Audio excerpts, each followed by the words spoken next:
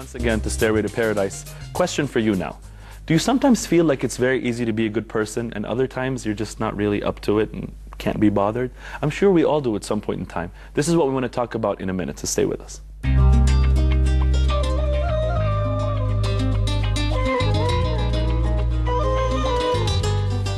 Okay, welcome back, and with us here in the studio is Dara Ratib from Canada. Some of you have seen her before. Amra Amin, it's your first time on. You're from New Jersey, and you're from Toronto, right? Mm-hmm. Okay, so that's close to, well, not that close, but it's not that far from New Jersey. So maybe we're going to have some synchronization here in what we want to talk about, because it's a very important topic that I think relates to all of us. What I want to talk about today is what some people like to call a spiritual high, or others even are more particular in their naming it spiritual buzz. Can you relate to this idea first of spiritual high, spiritual buzz? What does that mean to you? I don't know. I think it's when I first came to Egypt and I started to learn about Islam and I started going to religious lessons, and it had such a profound effect. I think it's just the realization of God in your life. It's something that's kind of been severed from your entire life, and it's kind of like a light went on. I think you were referring to that earlier. The concept of a light going on in your life, something that was kind of dark, but you needed it so badly, but you didn't know you needed it until you found it.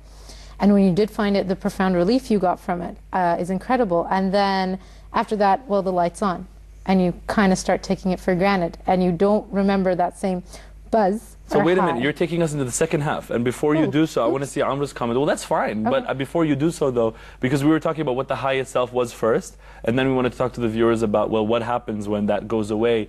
Because when that buzz, when that high happens, you're able to do all the actions. Right. You know, the do's and the don't do's, all these different things. Oh, it just comes like, oh, come on, I shouldn't do that? Heh, what else shouldn't I do? You know what I mean? It's like almost like, come on, give it to me. Come on, you almost get a little bit arrogant. You know what I mean? Sometimes that's actually one of the reasons the buzz goes, and we'll look at that in a minute, because like you showed us, we're going to talk about the buzz going away, stopping buzzing. And then on the other hand, the don't do's, you know, the do's, oh, you want me to do this? Sure, what else should I do? You know, and the do's and don't do's, you know, the do's and don'ts, they become so easy, and that's because of a certain feeling of highness, you literally feel high. And I remember back in university when I first experienced this feeling of getting high on religion, you know what I mean, on God, on this realization. I felt that Allah subhanahu wa ta'ala is here. Well, you might ask, well, so you didn't believe in God before? No, I did. But it was very rational. It was like, yeah, there's a God. You know what I mean? But that was it. It wasn't super rational. It wasn't something that was of my spiritual essence in my heart. And I mentioned this a lot, but for people tuning in for the first time, the reason I got that awareness was that I met someone who already lived in that awareness. It was a blind person who was thankful to Allah subhanahu wa ta'ala. And in just the way he looked at me and said, you know what, we don't thank God enough. And I looked at him and he didn't have his eyes, and he's telling me, you know, he's telling me that we don't thank enough. I'm not even thanking half as much as he does, and he doesn't have half as much as I have. It didn't make any sense to me. I realized that there was an inward, there's love of God, and that's not necessarily, it's not something that's contingent upon whether or not God gives you. Because I realize that you love God for who God is. You love Allah for Allah is, period. It's because He's Allah.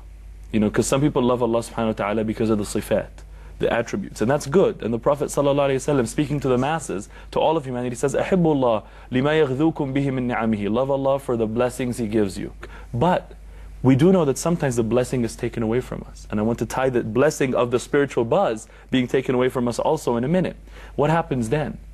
And they say that what happens is that you're supposed to start loving Allah, not because of what He gives you and takes from you, but because He's Allah, even if He took away. Right? So Allah is Al-Qabid, Allah is Al-Basit. Allah gives, Allah takes. Most people will love Allah when He gives and will have problems when He takes. So that means you still love one trait, the trait of giving, Al-Basit, which is an attribute of beauty. But you're not able to love the other trait, the trait of majesty, of jalal, which is an attribute of majesty, which is, for example, taking away.